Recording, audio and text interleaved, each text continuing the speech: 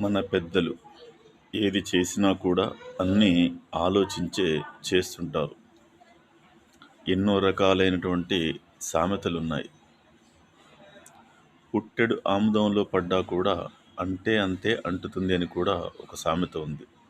దీని గురించి వివరించాలంటే చాలాసేపు వీడియోలో మాట్లాడవలసి ఉంటుంది. ఏదైనా కుదించి చెప్పడం నాకు అలవాటు. ఈరోజు సంబంధాల విషయంలో మరీ తీవ్రమైనటువంటి ఆలోచనలు చేస్తున్నారు. అమ్మాయి కుటుంబీకులు ఎన్ఆర్ఐ సంబంధం కావాలి, యూఎస్ఏ సంబంధం కావాలి, చంద్రమండలం సంబంధం కావాలని పిచ్చి పిచ్చి ఆలోచనలతో వాళ్ళ కుమార్తెల్ని వాళ్ళే విదేశాలకు పంపుకుంటున్నారు. విదేశాల్లో ఉద్యోగం చేసేవాళ్ళు, విదేశాల్లో వ్యాపారం చేసేవాళ్ళు బాగా ధనం ఉన్నంత మాత్రాన వెయ్యేండ్లేం బ్రతకరు. భగవంతుడు చల్లగా చూస్తే వాళ్ళకు కూడా 100 సంవత్సరాల ఆయుష్షే. ఉన్నంతకాలం మన అనుకునే వాళ్ళతో కలిసిమెలిసి ఉన్నటువంటి సంతోషకరమైనటువంటి ఆనందాన్ని ఇంకెక్కడా కూడా మనం పొందలేం.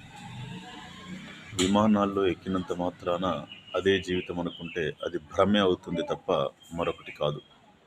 ఆ మాటకు వస్తే రెక్కలతో గాలిలో తిరిగే గద్దలు, అనేక రకాలైనటువంటి పక్షులు ఏదైనా సరే ఆహారం కావాలంటే భూమిని ఆశ్రయించాల్సిందే. ఆకాశంలో ఏమీ దొరకదు. మరి ఆకాశంలో ఎగురుతున్నప్పుడు ఆకలి కాదా? ఆ ఆకలి తీర్చుకోవాలంటే భూమి మీదకి రావాల్సిందే. భూమి మీదకి వచ్చినప్పుడు మాత్రమే ఆ ఆకలి తీర్చుకోవడానికి సంబంధించిన ఆహారం లభిస్తుంది. అలాగే విదేశాల్లో ఉన్నంత మాత్రాన అదేదో సంతోషం, ఆనందం అనుకుంటే అదొక పిచ్చే తప్ప మరొకటి కాదు. ఇంకా చదువుల పేరు మీద ఆడపిల్లల్ని విచ్చలవిడిగా తిప్పడం వల్ల వాళ్ళు ఎవరెవరినో ప్రేమించి కులం కాని వాడితో కలిసి జీవితాన్ని పంచుకుంటున్నారు.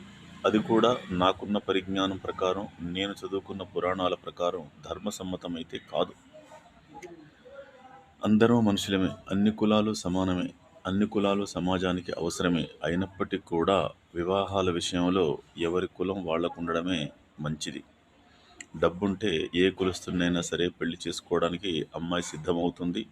అమ్మాయి తల్లిదండ్రులు కూడా అంగీకరిస్తున్నారు.